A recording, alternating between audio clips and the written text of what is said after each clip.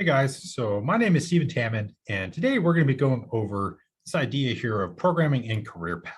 So last time in this series, we were discussing the idea of why learn programming in general. What are the practical advantages of it in a career sense, in a professional context, also a little bit personally, but more from that career question. And in that video, I laid out why it's such a good practical decision. So the supply and demand factors that make programming such a good career move for us here.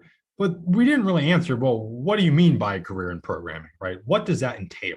So just as a way of kicking this off, I don't know if anyone else went through public education and had this experience, but it was like, I don't know, seventh grade, eighth grade, something like that, where they had to sit down on a computer and we like filled out a survey.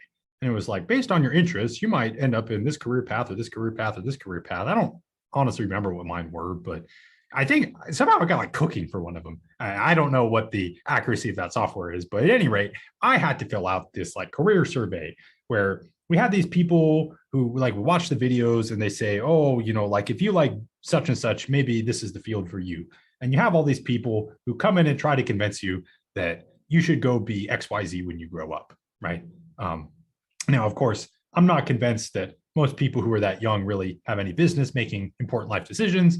And, you kind of want to let people dream too, right? Like not decide their career path when they're like 10. But anyway, all those thoughts aside, in that sort of thing, if I were one of those super biased presenters who was trying to make you a programmer and try to say, here's the career path that you should pick, well, this slideshow is going to kind of be going through what I would do if I were in that position here. So if I was trying to convince you on a career path in programming, well, that's what we're going to be talking about today, right? Super biased presenter on career paths in programming. Now, in particular, as you'll see here, I'm actually super biased towards one particular kind of career path in programming. And that's going to be viewing it as kind of like a transaction in labor. I'm giving my employer my time as a programmer, and they're going to give me money in return. Seems kind of mercenary, but I'll get to why I think that's the best approach to take here in a career as a programmer a little bit later. We'll go through some of the other options first here. But again, just kicking this off, think in terms of, okay, we're being super biased now. If we decided on programming, let's sell people on the career options available to them as programmers. So we're going to start out talking about what I call hotshot fields. So you might think of things like AI, machine learning, cybersecurity, things that are in like super high demand, the things that you'll see in the news and the headlines about, like man makes $200,000 a year doing some very complicated stuff in this field. Well, those are the hotshot fields. That's what I call them at any rate. Now, it's great if you can make it in those fields. If you're interested and you're brilliant and you have the intellect and you can handle those things, I think they're great options. And I'm sure the work in them is very, very fascinating. I have a couple of friends who are kind of more in these hotshot fields. And then we're going to talk about startups, right? Startups are a big thing. Depends actually on your country. I've heard that some countries have more of a focus on it. Israel, for example, is kind of famous for it, but also like Silicon Valley, California, startup culture. Startups are definitely an option as a programmer, because most startups are software, but are they a good option? We're going to talk about freelancing as well. Freelancing is, again, something a lot of people think of as software developers as well. You can freelance as a software developer easier than you can freelance in many other things, but that doesn't mean that it's always the best answer. And so we're actually going to spend quite some time going over practical disadvantages to it. Now, I'm kind of biased here because, of course, I'm not a freelancer, so I don't have all this personal experience that I can draw on, but I ran this cost benefit analysis when I was graduating saying, you know what, I'd really like to freelance. It'd be kind of cool to be my own boss and choose my own work hours. And what I was really interested in actually was being paid enough so that I'd only have to work like 20 hours a week or something. And I'd have all this other time to do all of my hobbies and, all the other things I wanted to do in life. Well, that kind of was attractive to me. But the more I looked at it, the more I was like, really not the best option, I think, for many people right out of college. So we'll get into some of the reason for that. And again, this is kind of my opinion. I'm not saying absolutely everyone has to agree with it, but hey, I was upfront in this series that I'm going to be opinionated. So here I am putting the disclaimer in there again, but maybe not quite the best advice for all people, but I do think many of the points I make aren't emphasized enough when talking to people as they're graduating college and they're kind of making some of these career decisions here. So after that, we're going to talk about sort of like the big tech company approach. So if you go work for someone like Google or Amazon or Microsoft or whatever, like these really hyper competitive workplaces where you go in, you're with the best of the best, and you're doing these really interesting things. Well, what are the trade-offs in that? Because you certainly get a lot of glory and career success in that, right? It looks great You'll never have a problem getting a job again after that. You'll be learning some cool stuff. You'll make a lot of professional development, but what are the trade-offs? What's the darker side to that? We'll go over some of that. And then we'll pick my favorite, my last one here, is where you become that unit of labor, where you're saying, okay, company, here, I'm giving you some time, now give me money in return. And you view it transactionally as just another job. Now, of course, this isn't to say that you should hate programming, because if you really hate it, well, you probably shouldn't become a software developer. It's not going to go well for you, right? You shouldn't do it just out of monetary reasons. And many people don't. Many people, even though it's a great career path, and maybe they start out because they think, what, this is a good life plan. It's a good career. Most people actually end up enjoying it, right? And I'm not saying that you should simply make this trade-off and you should do it for money, even if you hate it. Because if you hate it, you really probably shouldn't be doing it, because as anyone who will tell you as a career counselor, one of the best predictors of success for people is if people end up doing what they like.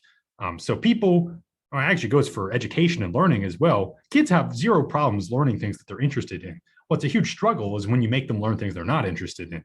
Well, so too for your career. And so some of the best career advice I ever got was, it sounds really lame and cliche, like, well, no duh, or just kind of like cheesy, like follow your dreams, follow your interests or whatever. But it's actually one of the best predictors of career success, because people who work on what they're interested in will actually end up almost always doing better work, getting paid more because they're better at it. You get the idea, right? So sticking with your strengths, sticking with your interests doesn't mean that you can't push yourself out of the comfort zone a little, but all of that's a long, rambly way of saying that you shouldn't just make it a monetary transaction, but making it a monetary transaction, if you're already kind of invested in the idea of programming, I actually think that's the best path to take career-wise, because I think it opens up a lot more value to you personally, like in your personal life, even if it's not so great for the company. Well, because we should be interested in our own personal interests, and we can let the companies worry about theirs, right?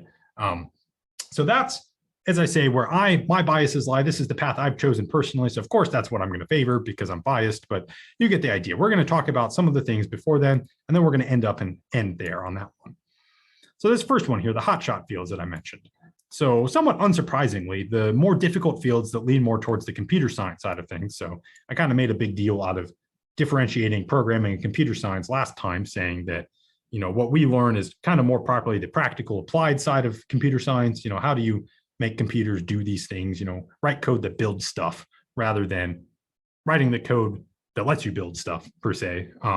Well, we're talking about programming rather than computer scientists, but the more hard and complicated stuff gets, the more education you need to have. So if you need to have a PhD in something to get a job in the field, like many of the AI machine learning type guys do, where they need a lot of graduate education just to be able to understand the stuff because it's that hard and complicated. Well, those things tend to be better paid, right? They tend to be more prestigious as well. And there's more competition in them. So at time of writing, and again, I'm making this video here in September 2021, good examples of these fields are like cybersecurity, artificial intelligence, and machine learning. Like you'll hear about these things in the news. People get graduate degrees, master's degrees and PhDs in these things. And they're very complicated at the higher levels, like especially like AI stuff is like mind-bogglingly complicated. Some of the guys who work in these fields are completely brilliant. And these subspecialties pay much better than the general field, even though, as we were talking about there, computer science already pays super, super well as a career path, and we're already in high demand. Well, some of these subfields, the hotshot fields, pay even better and are in even higher demand. So on the other hand, there will always be a need for people I call code monkeys here, the guys who have their sleeves rolled up and they get their hands dirty doing the actual construction work of building software that makes the world go round, right? Well, you might think here in terms of like bank software, like some of the things that run the financial systems that we depend on every day, or business software of all kinds, like the software that makes our lives just generally easier and, all of that sort of stuff. The stuff that, people writing software for companies and those companies in turn, making the economy work and stuff like that. So what I'm going to call like the more garden variety software development jobs. So these jobs are still in very high demand, right? As we've talked about just last time, but there's just a lot more of them because you should think broadly here. This is software development jobs in general, right? Software development jobs, as everyone kind of needs software nowadays because that's the world we live in. So these jobs, right, rather than the hotshot fields, in my opinion, these jobs are a better path for most people, right? And I don't want to dismiss it, right? If you are interested in the hotshot stuff, if you're exceptionally brilliant, you can probably make one of the hotshot fields work well for you. And most of these things are super interesting too. I feel like if I had the drive and the credentials, and I certainly don't want to be too hard on myself and call myself a dummy, but I'm not sure if I could cut it at the highest level of these fields because some of the people there are scary, scary smart. Well, if you are one of those scary, scary smart people, if you're really brilliant, or you just have that drive, you have the willingness to make the sacrifice to put yourself at that elite level, make the time and resource sacrifices, the opportunity costs that will be necessary to sort of fight on that playing field, go up against these people, well, you can make it work. And I think it can be super fulfilling if you do that. But you just need to be conscious that it will take a lot of hard work and dedication because these things are super competitive. These are the fields that pay best, the fields that have the most prestige with them. So you're going to be up against the best and the brightest in the world doing these things. Well, if you want to do it, great. But I think for many, many people, the better path is to kind of say, you know what? It's not nearly as cool, but I'm going to go ahead and build business software because that's kind of what the world needs. And so the rest of us mortals are probably generally best putting our skills to use in this task here of solving business problems with software, because ultimately that's why companies pay us. All of these things are necessary to kind of make the world go round.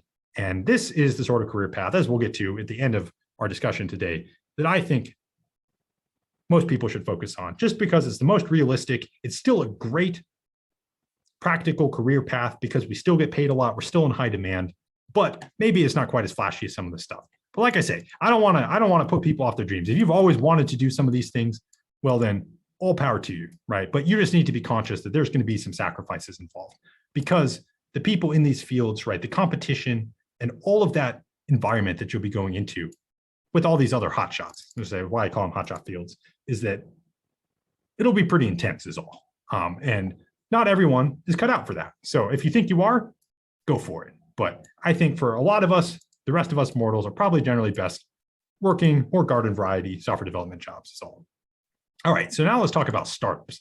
So startups capture the imagination of a lot of young people, right? It's really cool to think that you're going to build the next thing that changes the world, right? However, unfortunately, from a cost benefit perspective, startups are pretty bad. Now, most old people will kind of be nodding their heads along here and say, yes, yes.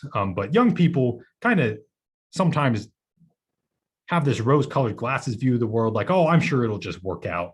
If I do this, if I put my all into it, then only good things can come of it. And the big problem with startups is that you'll have almost nothing that's guaranteed. So the time investment required of you to start up is usually super high. You have to wear a lot of different hats.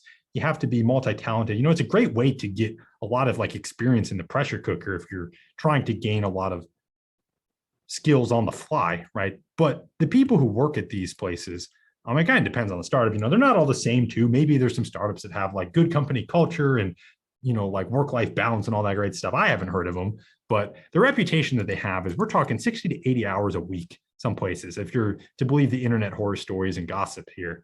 Well, that's a lot. Job security as well. So here's the thing, you give all this time, you don't even get paid more for that, right? You work 80 hours a week, maybe you expect to get paid double, right? But you don't, because that's just kind of what's involved in startups here. But with all that opportunity cost up front, well, your job security still isn't very good because most startups could go bust at any time, right? Funding runs out, you don't get the venture capital you need, whatever. And for every startup that makes it, so they get bought out by someone big, a big company buys them and then incorporates their bright idea into their own catalog of products or things like that. Or even if they have public offering of their own, an IPO of their own, well, many other startups go under quietly, kind of die a slow, painful death and no one hears about it. And that is statistically the much more common thing. So in the news, you'll only hear about the startups that make it, but many, many more. For every success story, there's many more where these people spend years and years of their lives on these things, and then nothing ever comes of it, right?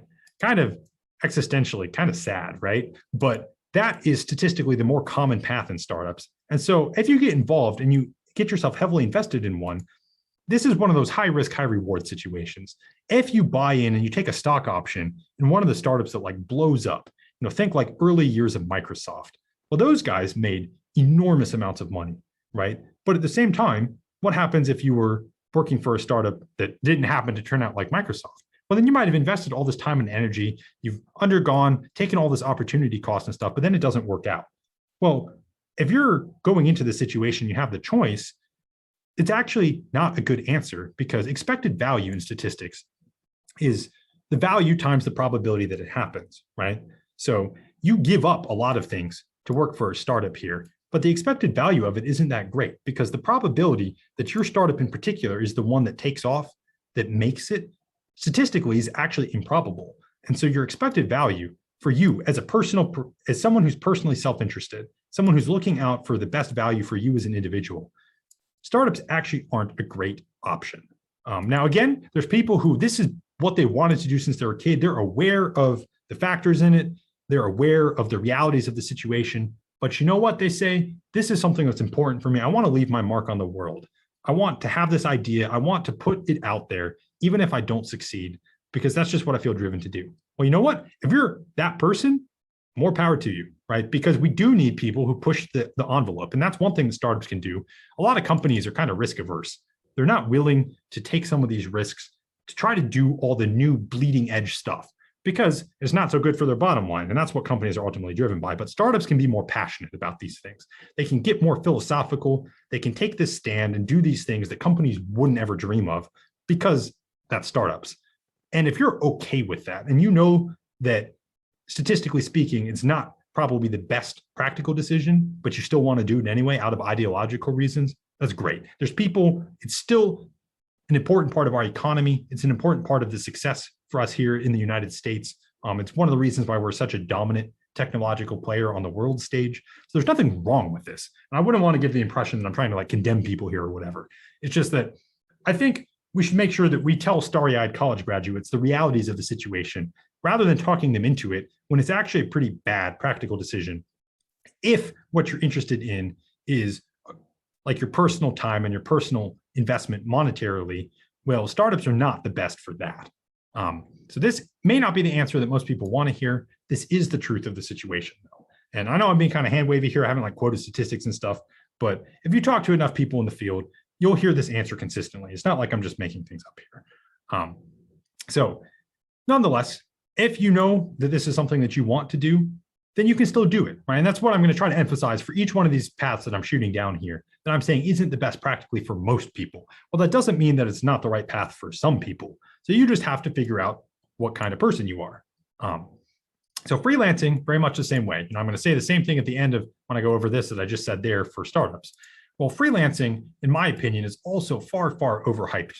So a lot of people really want to do it out of college. Right? You have a lot of young people who say, well, I don't like authority. I want to be my own boss. But since college so inadequately prepares people for actual real world software development, I mean, you saw me get on my soapbox there for the first part of this series here. So you can't go do my job. You can't be a full stack web developer right out of college, unless your college taught way more relevant things than mine did, because all of these things that you learn at college just aren't that applicable, and all this stuff that you really need to know in the real world, well, they don't teach you that. And so you need to be completely self-sufficient as a freelancer. You don't have the option like you do at a workplace of asking more senior devs for help if you get stuck. Right? This happens to me still. I've been here coming on 2 years now. I get asked lots of questions by our new guys, but there's sometimes if there's a really hard problem and I'm stuck on it, like I've Googled away, I've tried everything that I can think of. I've sat there and squinted at it and like scribbled out some notes, and I'm still stuck. Well, after a while, I'll take it to one of the senior guys who's been here for 10 or 15 years. And sometimes, and it makes me feel really silly. So sometimes they'll get it in like 10 minutes and I wasted like 6 hours on it. Then I'm kind of sad, but sometimes it stumps them for a while too. But eventually, usually the guys with experience will help me figure it out. As strange as it is, I don't think there's been a single problem that I haven't been able to figure out with the help of some of the senior guys. And that's certainly not the case if I were on my own. And I'm just speaking N equals 1 here, personal experience. But from time to time, you will find something that just based on the fact that you've never seen it before, you really need someone's help with. And that's an option you don't have as a freelancer. And so for this reason, it really is truly something best left to people further along, people who have all that experience to pull on, people who know exactly what they're doing, who don't have these questions that still stump them, right? And you need to be humble enough to kind of accurately judge your own abilities. I think that there may be people who are actually almost expert level by the time they graduate simply because they've already had practical experience in it. So like if your dad is a freelance software developer and he's like taught you from a young age all of the skills and tools of the trade, for example, there's no reason why you can't be successful, but you just really need to know exactly what you're doing. And see, the problem in college is that in terms of real world stuff, you don't even know what you don't know. And this was definitely my experience. So I thought, oh man, I've had web development. I'm ready to go web developer wise.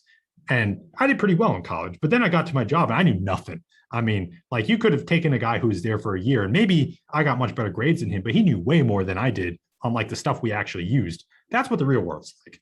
And so you might think you know things, but I would just recommend that many people kind of get a taste of what real life software development is before they try to strike out on their own freelancing.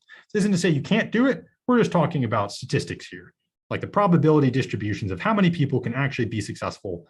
And if you're one of those people, again, great, more power to you. But that just doesn't mean it's a very good path for most people. Now, as we'll see here on the next slide, I'm actually going to tear freelancing apart to a high degree here, because I actually spent a lot of time personally looking at this question because there were things that really attracted me to it, but I just ended up deciding that it wasn't worth the opportunity cost. And I don't think it is for many people because you give up an awful lot for the privilege of being your own boss. So it's great, like ideologically, philosophically, I love the idea, but you might really like this idea here of being able to choose your schedule, to work less, so maybe only 20 hours a week rather than 40, to not have to follow someone else's orders. But there's a lot of practical disadvantages to freelancing. And the reason why I'm going to emphasize all of these so hard is because I really don't think these things are mentioned to starry-eyed college graduates nearly as much as they should be. So people should be a lot harder on freelancing as a practical career path than they end up being in practice. So in my opinion, most people should say freelancing is a pretty bad idea right out of college, but that's not what people say. People will present it as just another option. I think that people should say only very, very exceptional people, only people who have XYZ circumstances should even consider it. And everyone else should view that door as completely closed, at least for a while, until you have more experience. And even when you have more experience, as you'll see here, many of the factors that I'm going to talk about have nothing to do with experience. They're just straight up like realities of the practical situation here. So what are these things I'm talking about? Well, now we're going to talk about some of these practical disadvantages to freelancing. So in calculating the relative time work, right, this is one of the draws of freelancing. People say, well, I don't have to waste my time doing anything I don't want to do, right? Well, you can't forget to include in your comparison vacation and sick leave benefits you get from your full-time job. So of course, depending on where you work, you get more or less of these. So I work for the federal government, so I'm kind of biased here because we have among the best leave benefits out of all employees, period. So together, vacation and sick leave can bring down the total time you work a lot lower than you might think. I'll give you my personal example here in a couple slides. So also in calculating relative time worked, you can't forget to include in your comparison the time that you're forced to spend on the self-marketing, business admin, billing, and taxes you have to do as a freelancer. So you have all this added stuff you have to do if you're a freelancer. I mean, by this, I mean like freelancer proper, not like working for like a firm that has clients and stuff, but I mean like actually on your own, filling out your own tax forms and all that stuff. Well, you have to market yourself. You have a lot of business administration, like dealing with client management, building a network, things like that, billing, sending bills to your client, collecting money from your client based on work you've done, and then all the taxes that you have to do on your, I mean, honestly, probably you won't do your taxes. You'll probably pay someone to do them, but it's still extra stuff you have to worry about, right? So a lot of people in freelancing, they don't consider the leave benefits that you get from a full-time job, because when you're a freelancer, you don't get any vacation, because if you get vacation, it just means you're not working, right? But that's not built in, right? So you have to make sure you compare the vacation that you actually get from a full-time job to make sure that you do like the hour comparison correctly.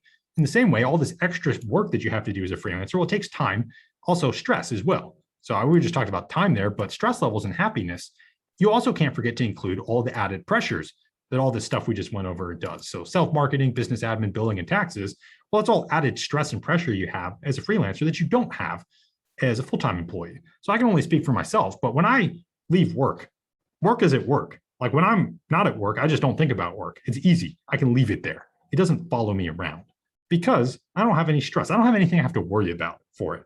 As long as I do my job and, I put in my 8 hours ethically and faithfully, I do what's tasked before me and I do a good job, well, I don't have to worry about anything else. All I have to do is the job that my boss puts right in front of me. I don't have to worry about any of the wider stuff. It's really nice, actually.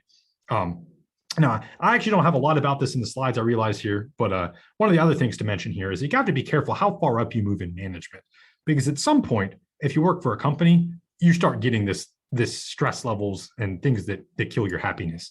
Because if you have a lot of responsibility on a project, suddenly you can't do what I'm talking about. Suddenly you can't just walk away, because if you don't worry about it, who's going to worry about it? So this is kind of an argument, in my opinion, to not take on tons and tons of responsibility unless you know that's what you want.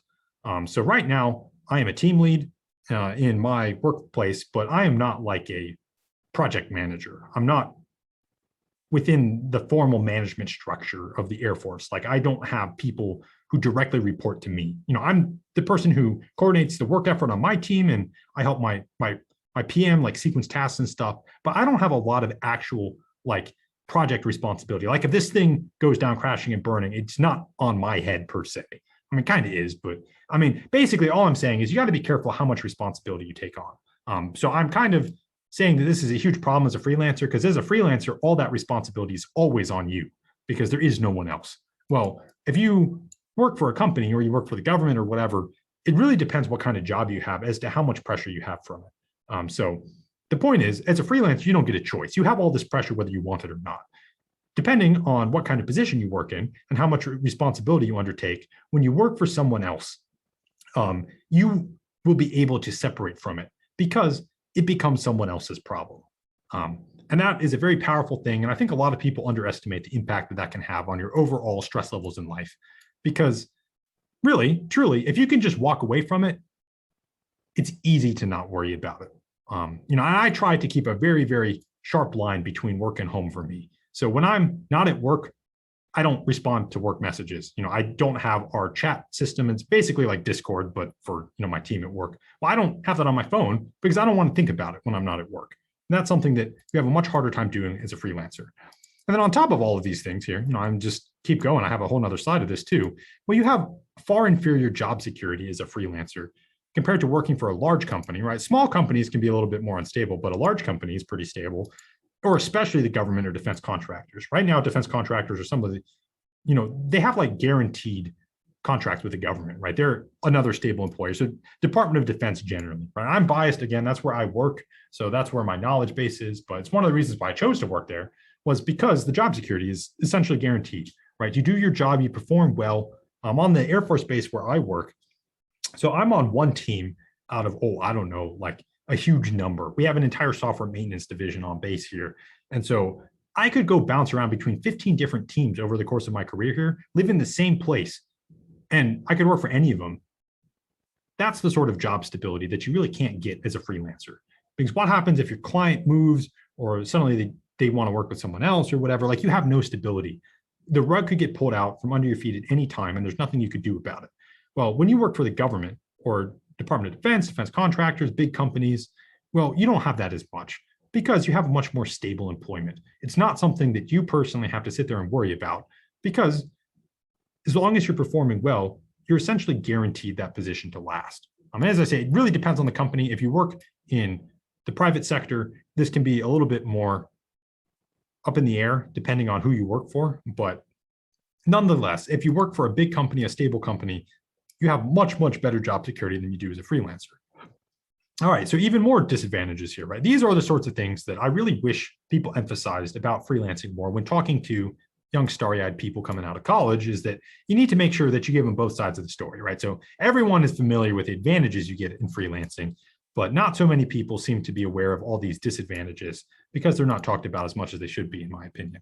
So we have several more of those too. I'm just kind of stepping back here to make sure we stay thinking about why we're talking about all these disadvantages here. Well, so the next one here is that you get hit with twice the payroll taxes. So the Medicare and Social Security withholdings from your paychecks. Well, as a freelancer, you have to pay those things twice because how this works for most people who are employed is that the employer pays part of it and then you pay the rest of it. Well, if you're a freelancer, you are your own employer, you have to pay both. So that's financially, that's a disincentive, right? And here's if there's any one thing that you should take away from all this freelancing stuff, it should be this paragraph right here.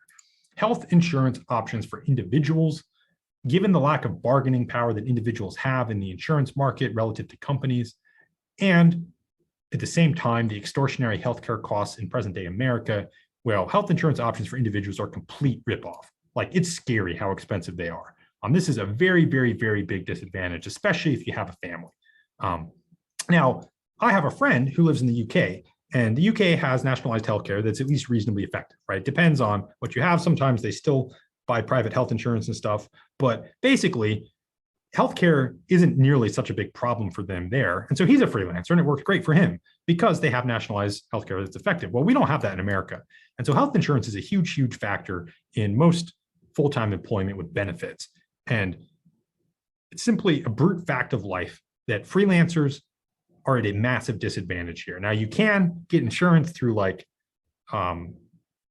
basically like these organizations that like where you have multiple freelancers who band together. So they kind of like make themselves a risk pool, and they can have some bargaining power with companies and stuff. It just doesn't work as well as when you're with a full-time employer where you have that bargaining power. You have your employer contribute some of your health insurance payments, so your premiums are a lot lower. Like, health insurance is a huge, huge disadvantage for freelancers in our country, present day America, at the time of speaking, right? Maybe this changes in the future, but right now, and if you're thinking about it, well, you should care about this right now. Well, right now, you're at a massive disadvantage benefits-wise if you're a freelancer, particularly health insurance and things like that. So also, finally, and this is not something to be underestimated as well, as a freelance programmer, so this isn't true of all freelancers, but programming specifically, you typically have to compete on the global labor market. So whereas if you're getting a job in a city, you only have to compete with the people who are around you there geographically. Well, as a freelance developer, if you operate mostly on the internet, you typically have to compete on the global labor market. And so what this means is that there's likely to be folks from, I don't know, say India, that will have a similar level of technical expertise as yourself. So that is, be about as technically competent and proficient as you are. But they'll be willing to work for far, far less pay since their cost of living is a lot lower. And when I say a lot lower, I mean like a lot lower. Like, they'll be willing to work for like half of what you are. And you will have a leg up on English communication skills, at least most of the time.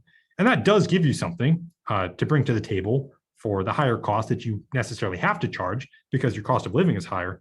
But this situation still ultimately is not the best for you, because when you're on the global labor market, usually in developing countries where these people are who have a lower cost of living, well, many of these people are going to be close to your level of proficiency.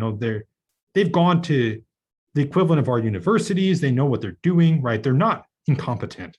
And you're going to have to go up against these people, and you're going to be just about as good as them at the actual technical part of the job, but they're going to be willing to work for like half or a third of what you are because their cost of living is so much lower. And this is just not the best situation for you because, well, if I'm a company, now it depends on what industry you're in. So the defense industry in the United States, if you need a security clearance for something, that's a big exception because they can only hire Americans there. But for many things, as a contractor, as a freelancer, you don't have that benefit. If someone wants to just build a website, like a business wants to build a basic website for like billing or whatever, well, then they're probably going to shop for the lowest rates. And as an American, especially if you live in a place that's higher cost of living, like, I don't know, California, New York, Massachusetts, something like that, well, then you're going to have to charge a lot just to cover your own costs. And that makes you expensive. And this is a factor, again, that I don't think a lot of Americans properly appreciate, or people in Western Europe, countries that are wealthy and industrialized, is that there's just a lot of people in the world who have taught themselves programming over the internet and who are advertising themselves as freelancers, who will just do the same job that you will do for a lot less money. And it's hard for you because it can be super frustrating to be competent, but just have people who undercut you at every turn. And that's something that, well, again, you just need to think about. This is the situation that you may find yourself in, even if you're very competent, you're very professional, you have a good portfolio put together. Well, if you charge twice as much as people who are willing to do maybe not quite as good as work of you, I mean, maybe they're just as good. I don't know. Depends on the person.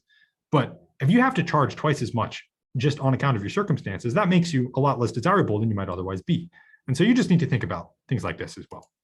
All right. So all of these things together, this isn't to say that freelancing never has its merits, right? There are lots of benefits to it, especially if you're kind of a graybeard, you've been in the industry a while, you know your way around, you have some networking just from having worked for a company for a while, or clients or whatever, you're ready to strike out on your own. Freelancing can still be a great idea. It depends on the person too.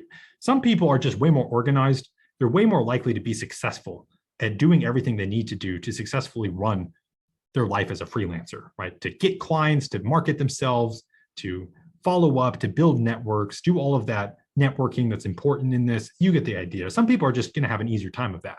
But you just shouldn't get rose-colored glasses about it, right? So there's lots and lots and lots of disadvantages to freelancing alongside all of the good things that it brings to the table. And you just need to make sure that you take a serious, close look at it before you decide to do it, thinking that it will be like the best thing ever, when in fact, you'll have all these other things that kind of stare you in the face when you do it as well. All right, so having now talked about freelancing, and before that, we were talking about startups, and before that, we were talking about hotshot fields. So these hyper-competitive, super complicated, well-paid fields like artificial intelligence and machine learning and things like that. Well, having talked about those things, now we're going to talk about what I'm going to call like big tech companies. So these are kind of the jobs that I think a lot of people aspire to when they become programmers. They want to go work for Google or Facebook or whatever, and kind of have that role as like a tech leader and influencer, someone who is on the cutting edge here, doing the coolest things, working with the smartest people, right? So working with the smartest people, doing the coolest things, getting the most glory, right? Doing the most forward-thinking sort of computer science programming jobs here. Well, the problem with these jobs, what I'm going to call the prestigious jobs here, is that these are the ones that have a tendency to require you to sacrifice your work-life balance the most. So you definitely get benefits out of working in such a work environment, right?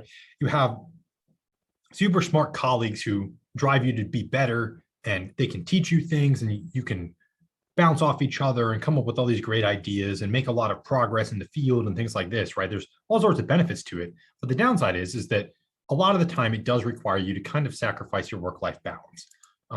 Now, I'm generalizing a bit. Different companies are different. You get the idea, but this is still generally true, right? The corporate marketing people obviously won't spin it like that.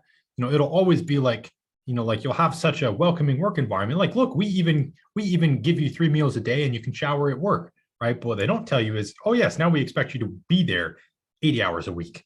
Well, that's not how they're going to phrase it, but that's what it boils down to in practice, is that you might work in these places that have such an awesome work environment, right? Lots of collaboration on teams, you're doing really interesting work and stuff, but they expect you to work a very, very long time every week. Now, many of these supposedly best, and I'm putting best kind of in scare quotes, it really depends on what you want, whether this is a good thing for you or not. But many of these jobs that people really kind of desire after, this is kind of what they want when they start being programmers, at least so they think.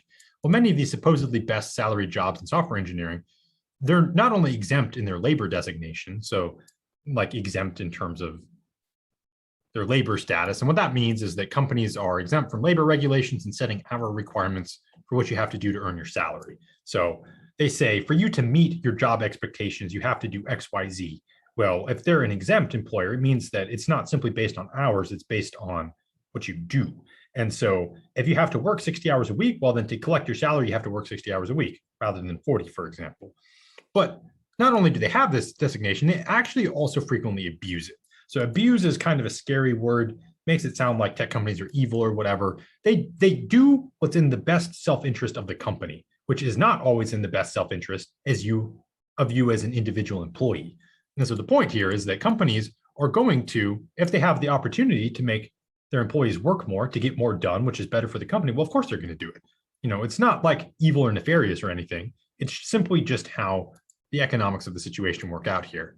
Now, there are many exempt salaried positions in other fields. So people who have companies who have the same sort of opportunity to do this, that actually really do tend to keep things down towards 40 hours a week. Because if they were to suddenly start trying to force people to work 60 hours a week, well, a whole bunch of people would quit. And the companies would then have problems filling these positions. You get the idea. But the thing is, software development, because it's such an in-demand field, because you have other people studying this who want to be pressured, well, it's very, very competitive, right? Especially at these prestigious jobs, right? So I was making the comments before when you say, okay, Stephen, you say you have all this competition, but you said that software developers are in demand. We get to pick our jobs, right? Well, yes, to be sure, as a whole, software developers are in demand, but that's because there's lots and lots and lots of jobs in software development that aren't canonically what people think of when I say big tech company. There's a certain kind of job that people think of when I say that. And those jobs, there's many, many more people that want those jobs than there are slots in those jobs. It's software development as a whole that has the supply crunch, not those jobs in particular. And so why I'm harping on this is because in these hyper competitive software environments, these work environments where everyone wants these jobs or the big, cool, prestigious tech jobs, well, in those environments, they really tend to not keep things towards 40 hours a week. Because why would they? There's so many people that want to work in these jobs that the companies can get away not making it so great for employees, not keeping the hours down and having that work-life balance, because there's always someone who will be interested enough in their career to make that sacrifice. So if you want to keep up in your workplace or even advance and kind of be the top dog in your group or progress up the ranks, climb the ladder career-wise, well, you're going to have to be that person who's willing to go above and beyond. And if you're in one of these hyper competitive work environments where the other dudes are comfortable putting in 70, 80 hours a week, maybe they're not married, maybe they don't have family obligations, maybe they're willing to sacrifice everything for their job. Well, unless you're willing to do that, you just won't be able to keep up, right? That's the demands in some of these environments. And again, I want to be clear, this isn't every single big tech company. Different companies have different cultures, they have different priorities. None of them are going to come right out and say this is how things are.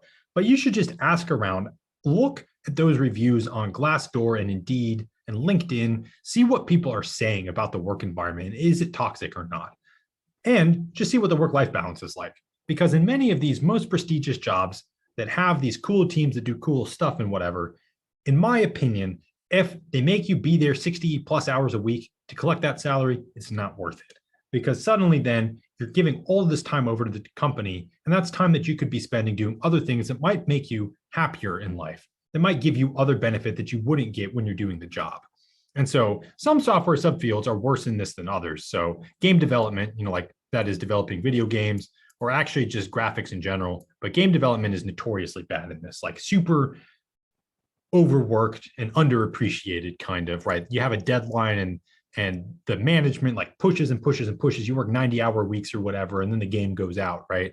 Well, kind of has a bad reputation. Startups, we've already talked about startups. Startups expect you to work a lot, right? You don't necessarily get paid more for it, right? Those are fields that have a lot, but also the big tech companies, like I'm mentioning here, right? Not to name any names in particular, but that's just the industry standard because so many people want these high-paid, prestigious jobs that there will always be such competition, always be those people willing to work 60, 70, 80-hour weeks. So if you're not, you're just not going to keep up. That's just the reality of the situation here.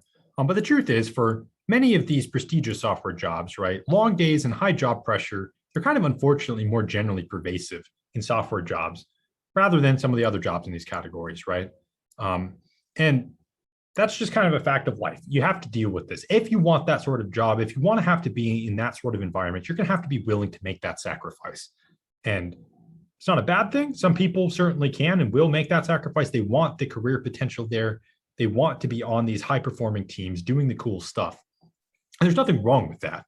But you just need to be sure that that's actually a trade-off you're willing to make, that you go in with both eyes wide open, that you're aware of the disadvantages of the situation and what you're giving up as well, so that you don't get talked into it, so that you don't fall for the PR and aren't aware of the disadvantages of the situation until it sneaks up and stabs you in the back.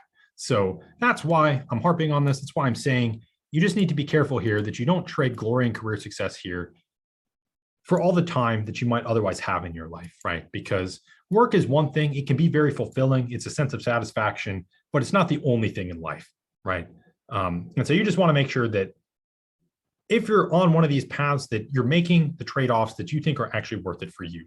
And as I say, some people may want this. That's great, right? But you just need to make sure that it is actually what you want and that you go in understanding that if you work in one of these environments where you have a very cutthroat workplace, where you have other people who will always want your job, well, then you're going to have to be willing to kind of go the extra mile to make progress in that situation.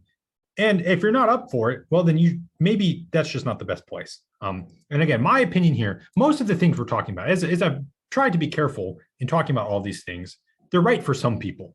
But my contention is just that they're not right for most people. So if I were to generally suggest that people pick a field, I probably wouldn't suggest hotshot fields or startups or freelancing or some of these really hyper-competitive big tech companies, just because I really don't think they're what most people want. And so that leads us to our last one here, which is what I'm calling programming to pay the bills, right? So this sort of transactional, I'm going to give the company my time. They're going to give me money in return for my time. I'm going to build business software that solves some of the problems that we need in our world of technology, where now computers are playing an interfacing role in most careers and other areas in life. Well, I'm going to be one of those people that helps the companies use computers to better do whatever it is the company does. Maybe it's manufacturing, maybe it's distribution, whatever. You're going to be a necessary cog in the economic machine of our country, right? That sort of transactional view towards things is what I'm calling programming to pay the bills. And this is the field that I think most people should sort of turn their attention to. This is the most realistic, the thing that I think will best fit the interests of most people. So this is the career path in programming that I'm probably going to spend the most time talking about here.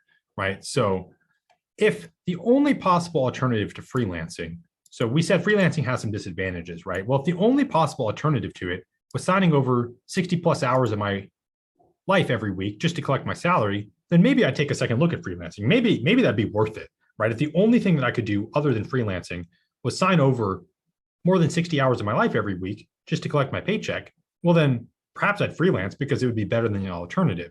And the key point here is that no one is holding a gun to your head and forcing you to pick a job that sucks away all your time, right? No one is forcing you to choose one of those jobs. You don't have to, because as we've said, computer scientists, programmers, actually not computer scientists, people who know how to code, they're in high demand.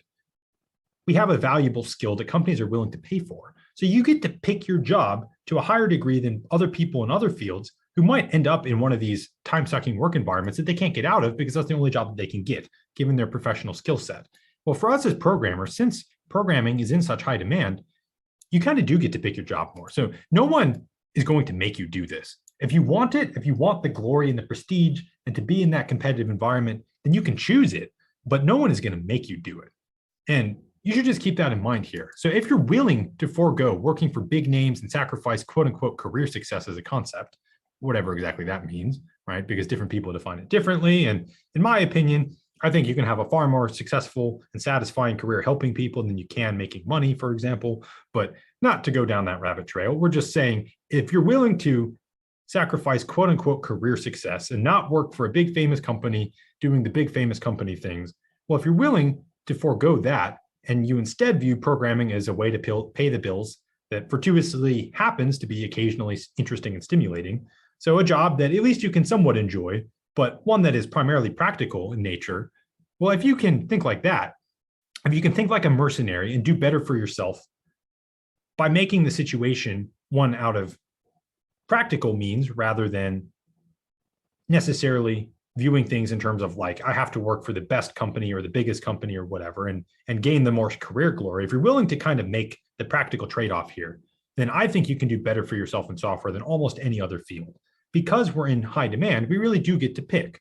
You get paid a lot, even without needing to be stellar and exceptional, like all the hot shots, like the very top people in the field who really will be able to work wherever they want. They could do whatever thing they want to do because they're the best of the best. Well, you don't even have to be the best of the best to be able to pick, at least in a general sense in software, where you want to end up. And so together, these things mean that programming is among the very best career paths to follow if you want something that will give you your pick of jobs so that you can maximally reduce the time drain and stress from working to support yourself. So if you can reduce the opportunity cost of work in general, right, of this negative effects it can have on your personal life, on your family life, or even the time and energy you have to dedicate towards your hobbies or anything else you might want to do in your life, well, programming is among the best fields that you can work in that will let you pick a job that won't have all those disadvantages. You can pick a job that maximizes those things because you will have your pick of jobs more. And this is kind of why I'm making such a big deal out of this, is because of the almost unique supply and demand considerations in programming, you are more likely to be able to find a job that lets you have a lot more time and energy in your life outside of work than almost any other field will give you. And that's a pretty big thing because there's plenty of other things that people might want to do in life that they might otherwise be prevented from doing because work interferes too much, because it sucks away all their time and energy and happiness. And then they get out of work and all they want to do is sit in their chair and kind of not do anything because they're so burnt out. Well, if you pick the right job in programming, and again, you will have to make sacrifices. You will have to sacrifice career success. You will have to sacrifice some glory in terms of what you do. But if you're willing to find a place where you can kind of utilize your skills and trade your time for a paycheck, well, you'll probably be able to find a place that lets you do that better than you would be able to in many other fields because we are in such high demand as programmers. So in terms of full disclosure, this last career path here, this trading time for money, programming to pay the bills, that sort of thing is the path that I have personally taken. Right after looking through all of the things that I've gone over today, after kind of weighing the pros and cons and the costs and the benefits and doing that analysis, this is the path that I settled on for me. And it's the one, like I said, I'm biased here, but it's the one that I think will best match most people's desires in life, right? The one that I think is most realistic for what people actually want is going to be this idea of programming as a practical means to make a living here. So as I say, I'm biased. I wouldn't do this if I thought it was silly, because this is what I actually think. This is why I do what I do, because I think it's logical and rational, at least especially for what I want out of life, which is to have more time to do the other things I'm passionate about. So I have vested personal interest in what I'm doing because, I have these things I want to do outside of work. And that's why I'm trying to minimize the time and energy drain that work has on my life and stuff. So it's a very good match for me personally. And like I said, I've been trying to be very upfront about this, that, different people will want different things, but I just think that for most people, this is actually really what most people want. They don't necessarily want to be signing over their lives to work. And so if they can find a job that lets them spend more time with their families or spend more time on their hobbies or doing whatever else they want to do, then that is a trade that many people are actually likely to be wanting to make. And so that's why we're talking about this here. So now I can give my N=1 experience. So this is just my personal experience here. I actually only work contractually 37 and a half hours a week. So under labor contracts where I work on the base for the government, well, we actually get 2 15-minute breaks every workday, one in the morning and one in the afternoon. Now, this is more for the guys on the flight line who have to be working out in the hot sun or dealing with more physical tasks and stuff. Well, it just so happens that the labor contracts trickle down to us as software people too. So I actually only work 37 and a half hours a week, right? I get a half hour every day of break time at work. Now, given all that, you might think, well, that's pretty great, right? But if you include all of the leave benefits I have as a federal employee, so that's personal time off, like paid time off and sick leave, we get good sick leave benefits as federal employees, along with the public holidays over the course of the year. I think there's like 10 or 11 or 12 or something. Well, if you add all of that up and then you do the math, if you actually take your sick leave, which depends on the year, but if you don't get sick a lot, then maybe you can't take it, but blah, blah, blah. Let's say you can't take it. I actually would work under 32 hours a week. And this is with me not getting that much vacation. Once I get more vacation, once you work a little bit longer, you accumulate vacation at a faster rate. Well, I'll actually be even under that. So given all that, let's say, call it 33, maybe 34 hours a week on average if I take all vacation, but maybe not all the sick leave. Well, I still, given all that, I already make over $75,000 a year. And this is I'm only been out of college for less than 2 years now. And I've only been at my present job for like a year and a half. And so you can kind of see the practical trade-off I'm making here. I'm sure that given my grades and what I did in college, I could make more than what I'm making here, maybe even $30,000 or $40,000 a year more. I don't know. I have no idea. I never really tried because I knew what I wanted coming out of college. It was a job that gave me time, a job that didn't drain me as much as some others would. But this sort of low hour thing, I'm still making a substantial amount of money. This is already a lot more than many people, even with developed careers, make in their lives. And so I'm very consciously aware of how blessed I am, right? Having this opportunity to study programming, to take this career path that's very lucrative, that's a very good match for my interests. I'm thankful that I like it too. It'd be a lot harder for me if I really hated programming, but I actually enjoy it. So, lots of things have come together here, but this is the practical thing that I'm talking about, right? I don't have that much work compared to most people, but I already have plenty of money to support myself, even given the fact that I have this very excellent work-life balance, right? Other pros of my job, right? I have low job stress. I can easily leave work at work. It doesn't come home with me. I don't have to always be worrying about it, right? And the main point here, and this is what I've been trying to emphasize, is that it's not like I got the one magically great job out of all the ones. Like I just happened to stumble into something that no one else could possibly ever achieve. I actually could have had my pick from multiple jobs that would have been pretty similar to this, right? Basically this same thing. I actually turned down interviews, and I still do every once in a while. I still get mentioned by like LinkedIn recruiters and that sort of thing for positions that might not be quite so good as where I've landed. So, I'm aware that I'm kind of blessed that I've come into a good thing, that it happens to fit what I wanted out of a job quite well. But I had other options that would have been kind of more along these lines as well. So they would have been generally comparable. And I could have had my pick of these things, right? And that is a benefit that you really get in software. And again, this is why I say this programming to pay the bills, this is the software career path that makes lots of sense, because you will have the opportunity to find situations like I found myself in if you want them, right? This is what I wanted. This is where I focused my efforts out of college. It's actually one of the reasons why I ended up working for the government, because as a federal employee, you do tend to have pretty good work-life balance, and the culture is more on that sort of thing rather than making the maximum amount of money for the company and things like that. Well, this has worked out very, very well for me. And if you too are someone who wants to make this trade of, I'm willing to not make as much money, not have as much prestige, maybe not work with some of the absolute smartest and brilliant people around the world, like you'd find at some of those really competitive workplaces. It's not like my coworkers are very, very good. Like I have nothing to complain about. I've worked with very competent people across the board, but it's still not quite as hardcore as some of those places like Google would be or something. Well, if you're willing to make those changes, then I've been very, very happy with how it's worked out for me practically, right? This work-life balance that I have that you really can't even compare to some of these things. I work almost half the hours that people work at other places, and I certainly don't get paid half as much. And that's the thing here, is that you can still make enough money to comfortably support a middle class, upper middle class sort of living situation while not having to knock yourself out working 80 hours a week. And that's something that is really cool, something that isn't unique to programming, but that we have a certain advantage in. And so this right here that we're talking about, this is the software career path that I think most people should set their sights on. I think it best matches what most people actually want, this flexibility and the freedom to do what they actually want to do in life rather than being consumed by work. So it may not be so flashy as what other people dream about and aspire to. So working for Google or Amazon or one of the other big companies that has more prestige, has these more competitive work environments and cool teams and stuff.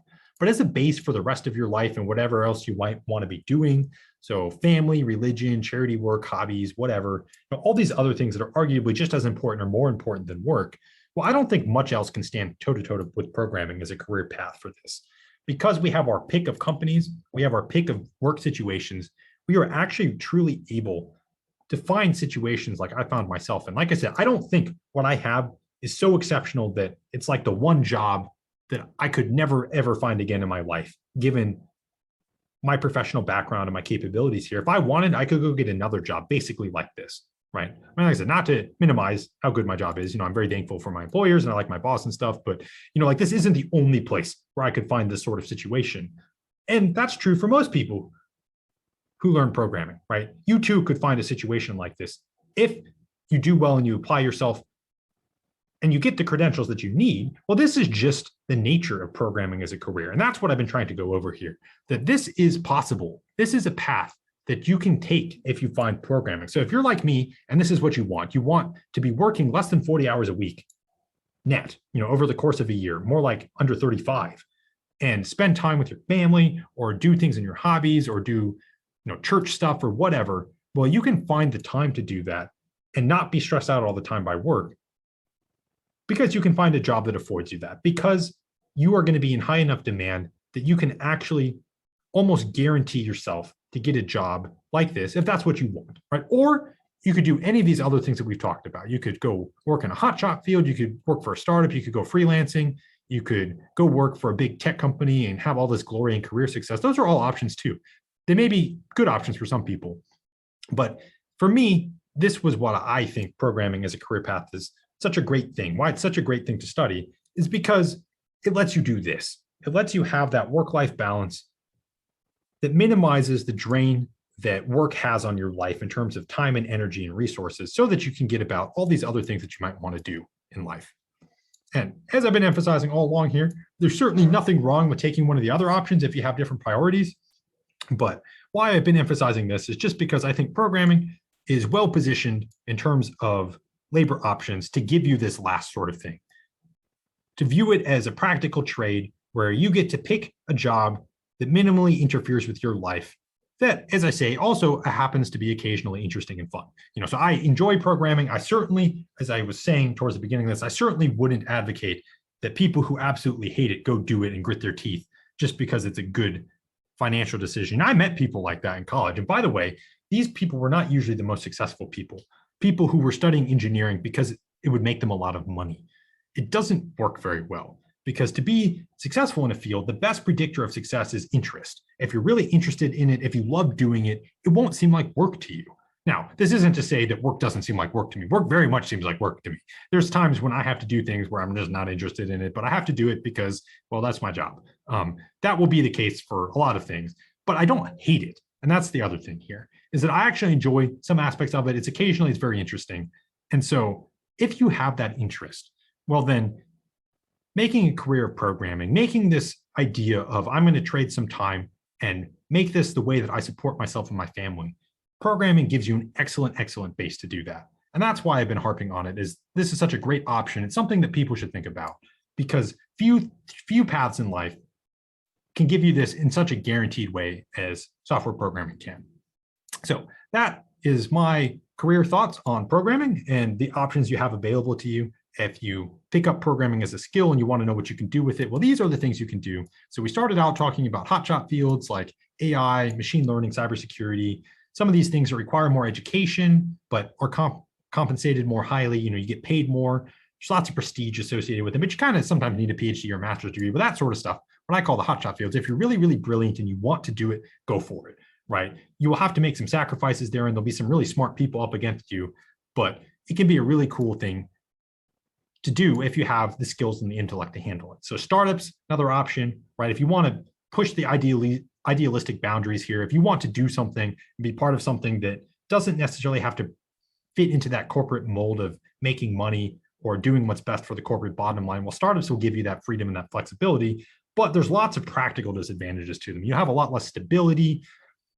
You have to work a lot at startups on average.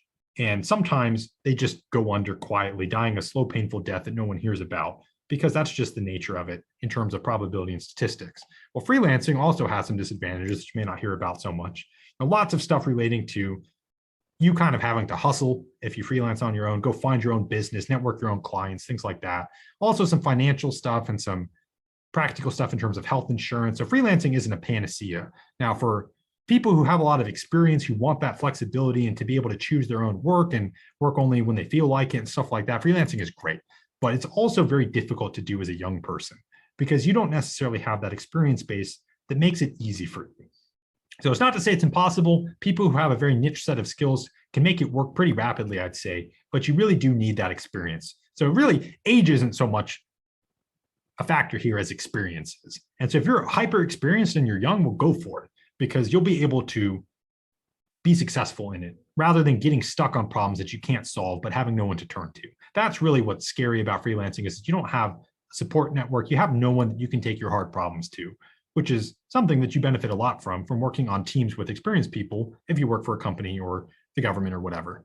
So after going through some of those practical disadvantages of freelancing, right, just not that it's always terrible, but just you really need to keep all of these things in mind when you view freelancing, right, because it's not always perfect either. After going through that, we talked finally about big tech companies and some of these jobs that have a lot of glory and prestige, and how that's certainly an option if that's what you want, but to kind of make it in those fields, to keep up or even advance and progress and climb that career ladder, well, you're going to have to make a lot of sacrifice for that. You're going to have to let work consume you to a higher degree than many other fields, because some of these jobs working for big prestigious companies, well, while programmers in general may be in high demand, like across the board, well, those jobs are very competitive. Lots of programmers want those jobs because they pay well, and you get a lot of fame, and you work for cool companies. You work with very smart people doing cool things. There's a lot to like about it, but because of the competition, you have to be willing to give up a lot for it. You have to be willing to sign over your life to the company to a higher degree than you do if you worked at a different job. And then finally, we talked about my favorite path, the path that I personally chose, which was choosing to kind of trade your time as a programmer for money and pick a job that lets you spend so much more of your life doing the things that you actually want to do. And how programming is not strictly unique, but it's a very good option for this in life, of finding a job that kind of minimally drains you in terms of time and energy, so that you have more of those resources to do things that you actually want to do, right? And programming is a great base for that. In fact, I think it's one of the best paths you can take if that's what you're interested in. And because that's what I'm interested in, I'm biased. This is what I do. But I think in general, that if that's the sort of thing that you want, then programming is a great path for that. So these are my general thoughts on career paths in programming. So I hope this video has been helpful. I sort of hope it's helped people see what's out there, what the options are. And of course, I'm opinionated, like I've tried to be saying, but maybe one of these options is good for you. And maybe I missed something too. I'm sure these aren't the only things you can do with programming. Plenty of people, I can't remember if it was this video, but I brought up the idea of bioinformatics, right? If you want to go crossover with other disciplines, since computers are getting involved in so much in the world, across fields, well then, if you're interested in something in particular, computers are probably involved in it now. So if you have diverse interests, if you have mixed interests, if you want to go combine medicine and computers, or building and architecture and computers, or language and computers and linguistics, or whatever you name it, well, you'll be able to find a job that involves programming in those areas. And so there's plenty that I could have covered here, but I think many of these things are the main areas, the main options that you'll have. And so as I say, I hope this video was helpful in outlining some of the career paths that you could take if you study programming.